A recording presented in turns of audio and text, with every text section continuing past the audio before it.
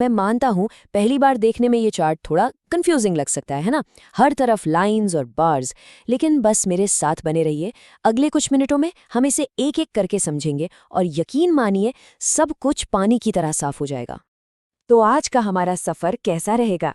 सबसे पहले हम बड़ी पिक्चर देखेंगे, मार्केट का मूड कैसा है। फिर हम कुछ टेक्निकल क्लूज पर जूम इन करेंगे, बड़े प्लेयर्स क्या कर रहे हैं इसकी जासूसी करेंगे, और आखिर में कुछ ऐसे स्टॉक्स पर फोकस करेंगे जिन पर ध्यान देना बनता है। तो सबसे पहला और सबसे बड़ा सवाल, मार्केट का मूड आखिर है कैसा? क्या ट्रेडर्स जोश में हैं या थोड़े डरे हुए हैं, या फिर मार्केट बस एक जगह आकर रुक सा गया है? चलिए पता लगाते हैं। आज का जो सबसे जरूरी शब्द है वो है रेंज बाउंड। इसको ऐसे समझिए जैसे मार्केट ना एक पतली सी गली में फंस गया है, इधर उधर दीवारों से टकरा रहा है, लेकिन ना तो बायर्स में इतना दम है कि ऊपर ले जाएं और ना ही सेलर्स में इतनी ताकत कि इसे नीचे खींच पाएं। मतलब एक तरह का स्टेलमेट बना हुआ है। और देखिए निफ्टी का डेली चार्ट बिल्कुल यही कहानी बता रहा है।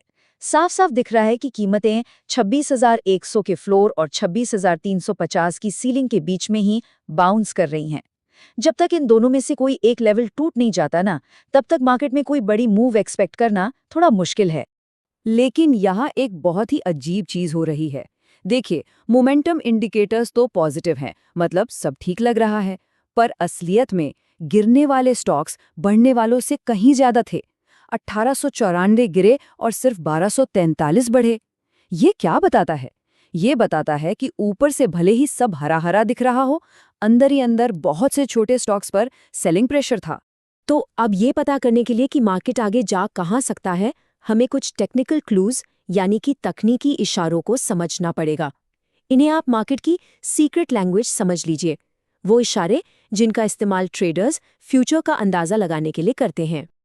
तो पहला क्लू है सपोर्ट का कॉन्सेप्ट। इससे एक सेफ्टी नेट या जमीन की तरह सोचिए। जब भी कीमतें गिर रही होती हैं तो सपोर्ट वो लेवल है जहां बायर्स एक्टिव हो जाते हैं और कहते हैं बस अब इससे नीचे नहीं, और प्राइस को वहां से संभाल लेते हैं। निफ्टी के लिए कुछ खास सपोर्ट लेवल्स हैं जिन पर नजर रखनी है। जो इमीडिएट फ्लोर है वो है 26,086 पर।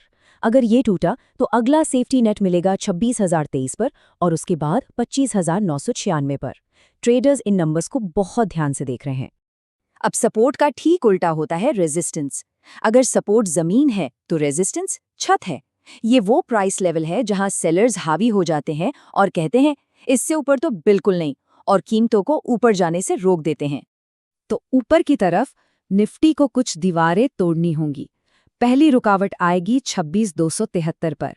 अगर मार्केट इसे पार कर गया तो अगला बड़ा चैलेंज 26,386 पर इंतजार कर रहा है। इन लेवल्स पर ही बायर्स की असली ताकत का टेस्ट होगा। अच्छा, हमने पहले डीएमए और ईएमए जैसे शब्दों का जिक्र किया था। घबराइए मत, ये बस मूविंग एवरेजेस हैं। इनका काम है रोज के प्राइस उतार चढ़ाव को स्मूथ करके हमें असली ट्रेंड दिखाना। और काम की बात यह है कि निफ्टी अभी अपने 20 डे जैसे जरूरी एवरेज के ऊपर ट्रेड कर रहा है, जो आमतौर पर एक अच्छा पॉजिटिव साइन माना जाता है। ठीक है, अब आते हैं सबसे मजेदार हिस्से पर। चलिए स्मार्ट मनी को फॉलो करने की कोशिश करते हैं।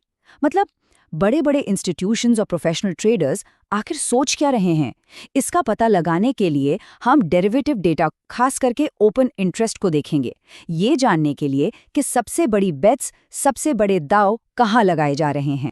तो सवाल उठता है कि ये ओपन इंटरेस्ट आखिर है क्या चीज़ और ये इतना ज़रूरी क्यों है। चलिए इसको एकदम आसान भाषा में समझते हैं।